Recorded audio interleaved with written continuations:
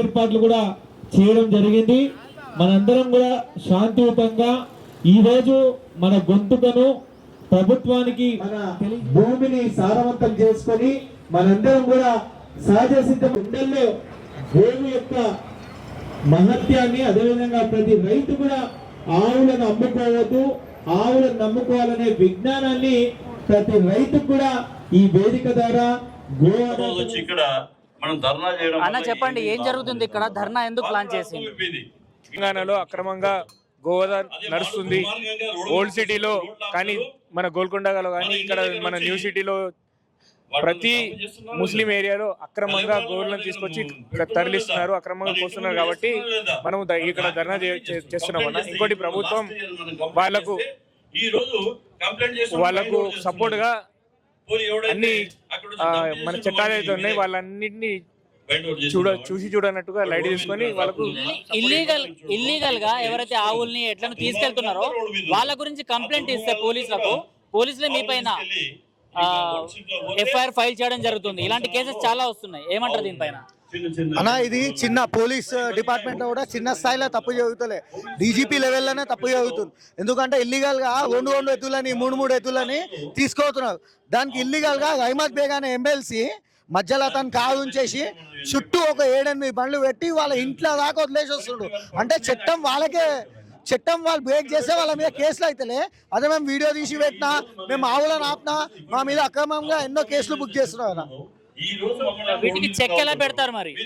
అన్న, మేము కూడా చట్టంకి వ్యతిరేకంగానే పోతాం అన్న. అప్పుడే చెక్ పెట్టవచ్చు. మేము కూడా ప్రతి ఒక్క రెండు బండ్లలో రెండు ఎద్దులను తీసుకోతున్నాగా, మేము కూడా ఎద్దులను దింపి బండ్లు పెడతాం. మేము కూడా మా బజరంగల్ సత్తా ఏందో, మా హిందువుల సత్తా ఏందో చూపిస్తాం. మీరు చట్టానికి వాల్యూ చేస్తున్నారు కదా ఇప్పటిదాకా? మేము చేస్తాము, కానీ పోలీసు వాళ్ళు వాళ్ళకేమో ఫ్రీ హ్యాండ్ వదులుతున్నారు, మాకేమో ఫ్రీ హ్యాండ్ వదులుతలే కదా.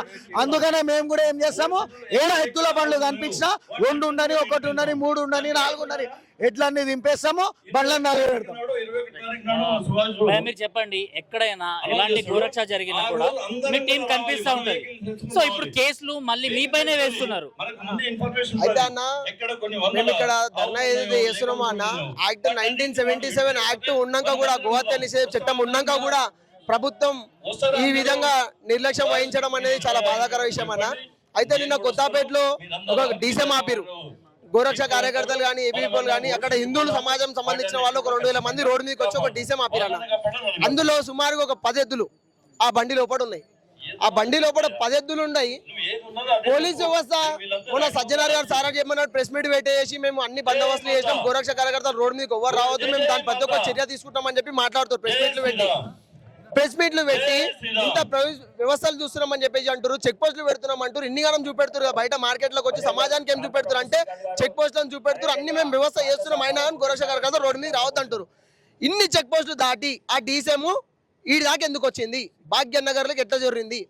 ఎక్కడికల్లో సిటీ అవుట్స్కట్లోకి వెళ్ళి సిటీ లోపలికి ఎట్లా వచ్చింది? అలా 10 ఎద్దులు పెట్టుకొని ఎట్లా వచ్చింది లోపలికి? దాన్ని భారత పౌరునిగా, ప్రతి ఒక్క భారత పౌరునికి దాన్ని ఆపే అధికారం రాజ్యాంగం ఇచ్చింది.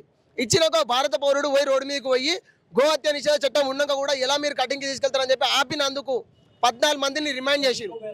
ఇది తెలంగాణలో జరుగుతున్న పరిస్థితి, గోరక్ష కార్యకర్తల మీద తెలంగాణ జరుగుతున్న పరిస్థితి. సో దీన్ని ఖండిస్తూ మేము ఇక పైన ముంగడ పెద్ద ఎత్తున గోరక్ష కార్యకర్తలు ప్రతి ఒక్కరు ఈ భగత్కి రోడ్డు మీదకి వస్తాం, గోరక్ష చేస్తాం. జై గోమాత. అన్న, మీరేం చదువుకున్నారు? నేను లా చేస్తున్నాను, లా ప్రాక్టీస్ చేస్తున్నాను. ఇప్పుడు నేను ఈ క్వశ్చన్ ఎందుకు అడిగినా అంటే, బజరంగ్ దళ్లో కానివ్వండి, లేకపోతే గోరక్ష చేసే వాళ్ళు, ఎవరు చదువుకునే వాళ్ళు ఇలాంటి వాళ్ళని రోడ్ మీద విడిచిపెట్టేస్తున్నారని కొంతమంది పొలిటీషియన్స్ మాట్లాడుతున్నారు. మీరు లా చదివి కూడా ఇలాంటి పనుల్లో అంటే గోరక్ష చేయడానికి ముందుకు వస్తున్నారు, ఎందుకు? అన్న, నేను లా చేసే కంటే ముందుగా సాఫ్ట్వేర్ ఎంప్లాయీని. నేను ఒక 10 సంవత్సరాల నుంచి గోరక్ష చేస్తున్నాను.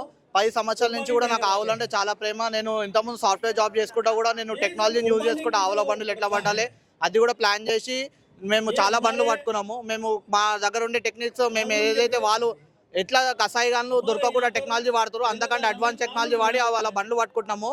ఏదైతే మనకు ఇప్పుడు నేను లా చేయడానికి కూడా మెయిన్ ఇంపార్టెన్స్ ఏంటంటే మన కార్యకర్తలని అణచివేస్తున్నారు పోలీస్ వాళ్ళు. మనకి హక్కులు ఉన్నాయి, రాజ్యాంగం చాలా హక్కులు ఇచ్చింది మనకి. మన రాజ్యాంగము మనని ప్రతి ఒక్కటి సేవ్ చేయమని, ప్రతి ఒక్క ప్రాణిని కాపాడమని హక్కులు ఇచ్చింది. కానీ ఏం చేస్తున్నారంటే పోలీస్ వాళ్ళు ఈ హక్కులను ఎవరికి తెలియనియకుండా ఆపేస్తున్నారు. మీకు ఈ హక్కులు లేవని ఆపేస్తున్నారు. రీసెంట్ గా మన శంషాబాద్ లో కూడా ఒక ఇష్యూ అయింది. మనం బండి ఆపినాము, బండి ఆపినందుకు కేసు పెట్టిండు సిఐ. ఆ బండి ఆపినందుకు అసలు కేసు పెట్టే అవసరమే లేదు. వాడు ఆ బండి ఎడికెళ్ళి వచ్చింది, ఛత్తీస్గఢ్ ఒడిశా బార్డర్ నుంచి వచ్చింది. సజ్జనార్ సార్ లేదా డీజీపీ సార్ నిన్న చెప్పిండు 200 చెక్ పోస్టులు పెట్టినాం తెలంగాణ స్టేట్ మొత్తం అని. నీకు అసలు ఇంటర్ స్టేట్కి వెళ్ళి వేరే బండి వస్తుంది, ఆ బండి వచ్చినాక హైదరాబాద్ లిమిట్స్ లో మేము పడుతున్నాం.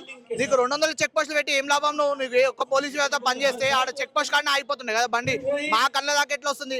ఇంకొకటి అన్న మెయిన్ కసాయిగాళ్ళు ఉంటారు, ఇన్ఫర్మేషన్ మాకెందుకు ఇస్తారు, పోలీసు వాళ్ళకి ఎందుకు వెళ్ళకపోతారు? ఇది క్వశ్చన్ ప్రతి ఒక్క పోలీసు వాళ్ళు ఆలోచించాలి. అంటే పోలీసు వాళ్ళ మీద వాళ్ళకి నమ్మకం లేక నా కసాయిగాళ్ళకి మాకు ఇన్ఫర్మేషన్ వేరే తుర్కోలు ఇస్తేనే వస్తుంది. మేము ఓన్ గా క్రియేట్ చేసుకొని మేము ఎక్కించుకోం రా మా ఆవులని. వేరే తుర్కోలు ఎక్కిస్తే ఇంకొక తుర్కోడు ఇన్ఫర్మేషన్ ఇస్తుంది. ఆ ఇన్ఫర్మేషన్ మాకెందుకు ఇస్తారు, పోలీసు వాళ్ళకి ఎందుకు ఇయ్యారు? అంటే పోలీసు వాళ్ళకి నమ్మకం లేదా? తుర్కోలకి పోలీసు వాళ్ళ మీద నమ్మకం లేదా? అండ్ పోలీసు వాళ్ళని నమ్మలేకపోతారు. పోలీసు వాళ్ళకంటే మమ్మల్ని ఎక్కువ నమ్ముతారు. మేము పట్టుకుంటాం బండ్లని, మమ్మల్ని నమ్మి మాకు నా ఇన్ఫర్మేషన్ ఇస్తారు. కానీ పోలీసు వాళ్ళకి ఇవ్వలేకపోతారు. పోలీసు వాళ్ళకి చెప్పినా వాళ్ళు పట్టుకోరు. దాంట్లో నిజంగా ఆవులు వచ్చినా సరే పట్టుకోరు. అలా అని పోలీసు వాళ్ళని నమ్మలేకపోతారు. పోలీసు వాళ్ళు 200 చెక్ పోస్టులు పెట్టి కూడా లాభం ఏం లేదు, ఒక 10 చెక్ పోస్టులు పెట్టి కూడా లాభం లేదు. చిన్న వీడియో పెట్టినా కూడా మీ పైన కేసులు బనాయిస్తున్నారు. ఇప్పుడు మా పైన వీడియోలు వాళ్ళు ఎట్లయితే రెచ్చగొట్టే వీడియోలు పెడుతున్నారు. 2 షేర్వానీలు వేసుకొని ఒక 3 పందులు తిరుగుతున్నాయి హైదరాబాద్ లిమిట్స్ లో. అది ఏదే పండి అంటే ఒక ఎమ్మెల్సీ పంది, ఇంకా కార్పొరేటర్ పందులు తిరుగుతున్నాయి. వాళ్ళు ఎవరైతే ఆవుల బండ్లు పాసింగ్ చేస్తారో వాళ్ళకి ఇప్పుడు కాదు తర్వాత మేము ఏందో చూపిస్తాము. ఈ బక్రీద్ టైంలో మా ఛాన్స్ దొరికితే వాళ్ళు దొరికింది అనుకో మేము ఏందో చూపిస్తాము. అది దొరకలే అనుకో బక్రీద్ తర్వాత వానికి చదువుకోలే, వాడు డ్రైవింగ్ పని చేసేటోడు, వాడు చదువుకోనోడు, వాని చట్టం అంటే ఏందో తెలియదు. ఆ డ్రైవింగ్ పని చేసేటోడు ఆవుల బండి అసలు చట్టంలో 14 సంవత్సరాలు దాటిన ఎద్దును కటింగ్ చేయొద్దని ఉంది. వాని చట్టం తెలియదు. వాడు ఏం చేస్తాడు, ఆవు ఎద్దు కదా అని తీసుకొని కటింగ్ చేస్తుండు. వాని చట్టం ఏందో చూపిస్తాము, చట్ట ప్రకారం ఏ చర్యలు తీసుకోవాలో వాని మీద చర్యలు తీసుకోవాలని ప్రయత్నిస్తాం. అన్న మీరు చెప్పండి, ఇంతకుముందు ఒక ఇన్సిడెంట్ అయింది, మీరు ఒక్కరే కలిసి ఆవుల ఏదైతే బండి ఉందో దాన్ని పట్టుకోవడం జరిగింది. మీరు అన్న జై శ్రీరామ్ అన్న, నా పేరు కార్తీక్ వారణాసి. ఎలాగంట జేకే పాయింట్ అంటే ఒక పందుల అడ్డ. అది జేకే పాయింట్ అంటే ఒక పందుల అడ్డ. ఆడ 2 గంటల రాత్రి 2-2:30 టైంలో మన బజరంగదళ్ అన్న వాళ్ళు మనకు ఇన్ఫర్మేషన్ ఇవ్వడం జరిగింది. ఆడికి పోయి చూస్తే అన్న ఆల్రెడీ 30 ఆవులు డంప్ అయిపోయినాయి గల్లీలా. మేము వీడియోలతో సహా తీసుకున్నాం. ఇంకా 12 ఆవులు దాంట్లో ఉండే. పోలీస్ కి dial 100 Sanathnagar police, SRR police, Borabanda police కి ఫోన్ చేస్తే హాఫ్ అన్ అవర్ తర్వాత వాడు ఎస్ఆర్ఆర్ మొత్తం తిరిగి ఎర్రగడ్డకించి ఎస్ఆర్ఆర్ మొత్తం తిరిగి ఏజీ కాలనీ గల్లీ లోపల పోయినాక వాళ్ళు 150 నుంచి 200 మంది జమ అయిపోయి తేడుకు ఉఠా దేతే, తేడుకు మార్ దేతే, అకేలా హే తోడు తెస్తే అని చెప్తే మనం దానికి లొంగకపోతే దాంట్లో ఎర్రగడ్డ కార్పొరేటర్ అంట ఇంత గడ్డం వేసుకొని ఉన్నాడు. వాడు వచ్చి 2 लाख दे तुम तू छोड़ के चल जा, पुलिस वालों से बात कर ले, उन लोग हमको बात कर ले तो उन लोग छोड़ देते, तू क्या बोलता बोल అంటే मेरा जान गए तो भी यहाँ से नहीं छोड़ तुम అని చెప్పి కంప్లైంట్ పెట్టడం జరిగింది. తర్వాత ఆడికి పోలీసు వాళ్ళు వెళ్ళిపోయాను. బండి మనం ఇంటర్లేం కంప్లైంట్ ఇచ్చినాం, వెళ్ళిపోయాను. మళ్ళీ బోరబండ పిఎస్ అని చెప్పి వెళ్తుంటే నీలిం హాస్పిటల్, బోరబండ నీలిం హాస్పిటల్ దగ్గర పందులు 50 పందుల నుంచి 150 పందులు మా ఒక్కరి మీకు ఎగబడితే అప్పుడు మన అక్కడికి వెళ్ళే వాళ్ళు మహేష్ అన్న వాళ్ళు కానీ వాళ్ళు అందరు వచ్చాడు. మేము అప్పుడు చేస్తే అప్పుడు ఆవులు ఆగినాయి. మేము ఆడికి మళ్ళీ ఆడికి జియో కూడా స్టేషన్ తీసుకొని వెళ్ళి కంప్లైంట్ పెట్టాక 30 ఆవులు లేవాడ. ఆడ దంపైన వీడియో చూపిస్తే కూడా ఆడ ఆవులు లేవు, అవి బళ్ళు అయిపోయినాయి. అంటే ఇంతగానం పోలీసు వాళ్ళకి సపోర్ట్ చేస్తుంది. అది కాకుండా మొన్న రీసెంట్లీ 1 వీక్ బ్యాక్ ఏసీపీతో మీటింగ్ పెట్టింది. ఏసీపీతో మీటింగ్ పెడితే సార్ ఇట్లా ఉంది ఇట్లా అయ్యింది అంటే ఒక్కని వెళ్ళొద్దు, వాళ్ళు కంప్లైంట్ పెడతారు నీ మీద, నిన్ను కొట్టి నీ మీదే కంప్లైంట్ పెడతారు అని అంటూ భయపెడుతుంది మమ్మల్ని. అంటే పోలీస్ వ్యవస్థ వాళ్ళకు తొత్తులుగా మారే ఉంది. ఇక మేము కూడా అన్న మేము చెట్టుని గుట్టను పుట్టను అన్నింటినీ పూజిస్తాం. మాకు కత్తులు పెట్టుకొని రావచ్చు, మాకు రాయి కూడా మాకు దేవుడు, అదే రాయి మేము దేవుడు అనుకొని కొడతాం, హనుమంతం కదా అనుకోని. అదైతే ఒకటి గుర్తు పెట్టుకోవాలి. పందులని అడవి పందులను ఎట్లయితే కొట్టి మన చేస్తామో ఈ కొడుకులను పందుల కన్నా దానంగా కొడతాం, నాలుగు తీసుకొని కొడతాం, ఈ కిందున్న మట్టి కూడా తీసుకొని కొడతాం అంటే ఆయుధంగా మారుతాం. ఈ గోహత్య చేసే కొడుకులకు ఒకటే చెప్తున్నాం, నువ్వు ఒక్క గోహత్య చేస్తే నీ ఇంటి ముందట 10 పందులను కోసి పెడతాము అని చెప్పి హెచ్చరిస్తున్నాం.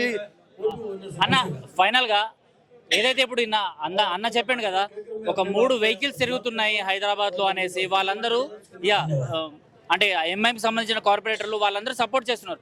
మరి మీకు సపోర్ట్ ఎవరు, మీ వెనకాల ఉన్న బలం ఏంది అసలు? మాకు మా దగ్మమే సపోర్ట్ అన్న. మా ఎంకల మా దగ్మమే నిలబడుతుంది. ఇప్పుడు దాకా మా ఎంకలు ఎవరు నిలబడలే. మా దగ్మమే సపోర్ట్. బట్ హిందుత్వానికి సపోర్ట్ చేసే పార్టీ అనేసి కొంతమంది వస్తారు కదా. నేను మాట్లాడాను అన్న. మన తెలంగాణలో 8 ఎంపీలు, 8 ఎమ్మెల్యేలు, 50 కార్పొరేటర్లు ఉన్నారు. ఎక్కడున్నారన్న?